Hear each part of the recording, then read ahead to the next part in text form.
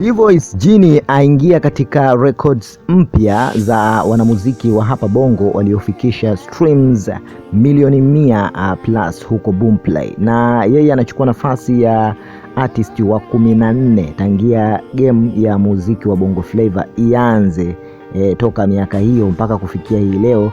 D-Voice ameweza kujiwekea rekodi ya kipekee. Of course ni kijana mdogo ambaye yuko chini ya umri wa miaka 25 na tayari amefanya makubwa sana kwenye game, na pia ikumbuko kwamba D-Voice hana muda mrefu kwenye game ya muziki wa Bongo Flava.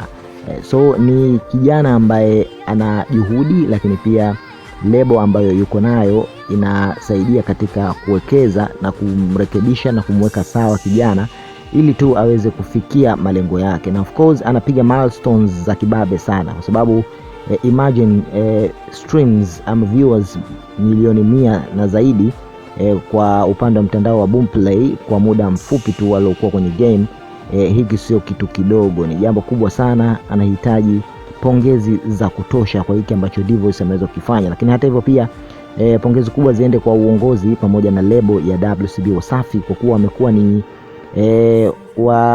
wavumilivu na wamekuwa wakisaidia vijana wanaotokea katika maisha duni katika kuboresha na empower vipaji vyao ili tu siku moja waweze kujitengenezea maisha yao pamoja na familia zao. So hivi ni vitu ambavyo Diamond Platnumz akiwa kama kiongozi WCB Wasafi amekuwa akivifanya kwa miaka mfululizo sasa. Tumeona wasanii wengi wamepita kwenye mikono ya WCB Wasafi na wanafanya vizuri mno na wamejitengenezea utajiri wa kutosha. So D-Voice hii ni nafasi yake, na wengi pia wameshuka kwenye comments pale wakimpongeza kwa kile ambacho D-Voice ameweza kukifanya, na hii hapo aliyoshika ni tuzo ama plaque ambayo Boomplay wameandaa special kwa ajili ya wasanii mbalimbali ambao wanavuka milestone fulani au kupiga hatua fulani kubwa katika rekodi zao za kimuziki. Sasa kwa D-Voice hii ni kubwa sana na itaingia kwenye kumbukumbu na rekodi kubwa ambazo kijana amewahi kuziweka. Ni rekodi ipi nyingine unayoikumbuka ama unayojua ambayo D-Voice ameweza kuiweka? Tuambie kwenye comments hapo chini, lakini pia usisahau kujiunga nasi hapa Tanzania TV kwa story 2-3 pamoja na trending stories.